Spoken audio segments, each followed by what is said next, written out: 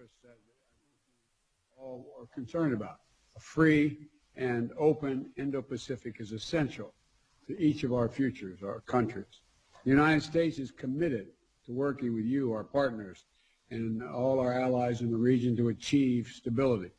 And this is a group of particularly important because it's dedicated to the practical solutions and concrete results. And my counterparts, if you'll forgive me, I'd like to give one example of why it matters. There are many examples. But yesterday, I signed into law the American Rescue Plan to get the American people through this pandemic and kickstart our economy and our economic recovery. It's a bill that will get meaningful help into the hands of people in our country who need it the most. Consequently, this week, the OECD revised up its expected rate of growth for the United States this year as a consequence of that legislation. In fact, it doubled it from 3.2% to 6.5%, the fastest rate in 1 year economic growth since 1984. And it's critical because the OECD also predicted that the United States economic growth, fueled by the ARP and increased vaccinations, will be a key driver in global growth this year, and our trade partners benefiting around the world as a consequence. But to get this right, we all have to focus on generating domestic demand and driving sustainable global growth. And we're launching an ambitious new joint partnership that is going to boost vaccine manufacturing and for the global benefit and strengthen vaccinations to benefit the entire Indo-Pacific. We're establishing a new mechanism to enhance our cooperation and raise our mutual ambitions as we address accelerating climate change. And we're renewing our commitment to ensure that our region is governed by international law, committed to upholding universal values, and free from coercion. We've got a big agenda ahead of us, gentlemen, as you well know, but I'm optimistic about our prospects. The Quad is going to be a vital arena for cooperation in the Indo-Pacific, and I look forward to working closely with all of you in the coming years. And now, Prime Minister Modi, I'm kicking it over to you. And again, it's great to see you. Your Excellencies, President Biden, Prime Minister Morrison, and Prime Minister Suga, it is good to be among the friends. I thank President Biden for this initiative. Excellencies, we are united by our democratic values and our commitment to a free, open, and inclusive Indo-Pacific.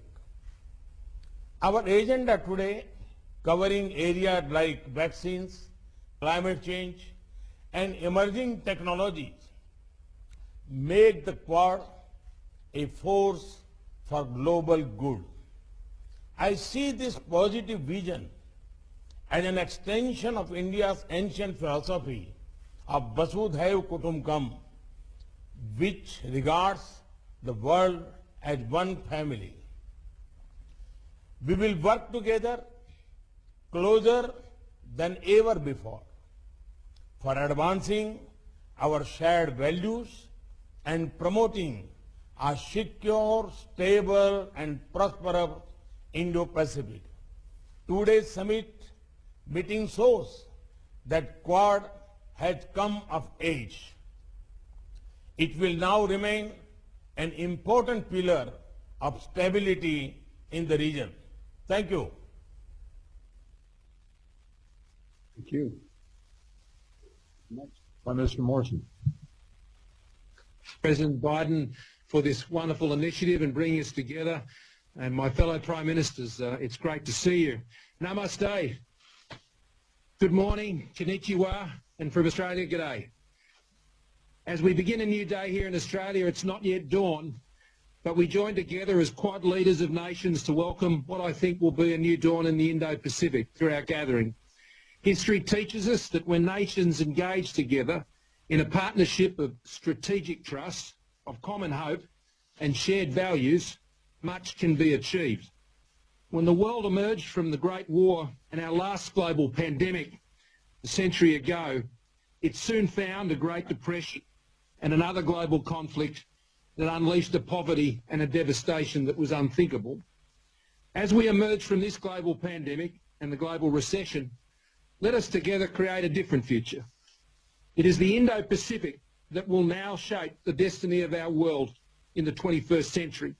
As four leaders of great liberal democracies in the Indo-Pacific, let our partnership be the enabler of peace, stability and prosperity, and to do so inclusively with the many nations of our region, to share in their vision as expressed through ASEAN for an open, inclusive and resilient Indo-Pacific, to respect and support their sovereignty, independence and security by upholding our values and supporting international law, and to address the many challenges we face from COVID to climate change. Know, friends, that Australia, while looking to our friends in all of these tasks, we never leave it to our friends. We'll do our share of the heavy lifting to lighten the burden for us all. I'm delighted to now hand over to my good friend Yoshi, Prime Minister Suga.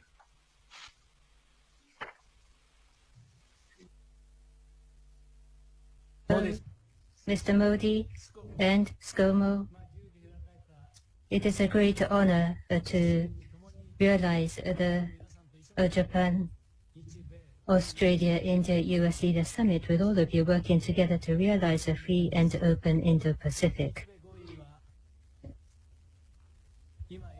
Starting with the response to the tsunami disaster that we just saw on the video, the Quad four countries transformed into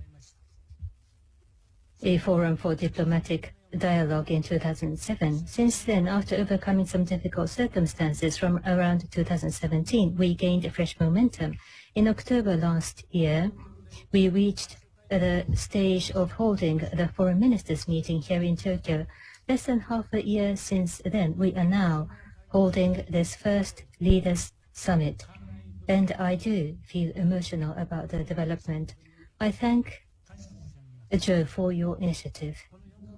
With the four countries working together, I wish to firmly advance our cooperation to realize a free and open Indo-Pacific and to make visible and tangible contribution to the peace, stability and prosperity of the region, including overcoming COVID-19. Yesterday was the 10th anniversary of the Great East Japan earthquake.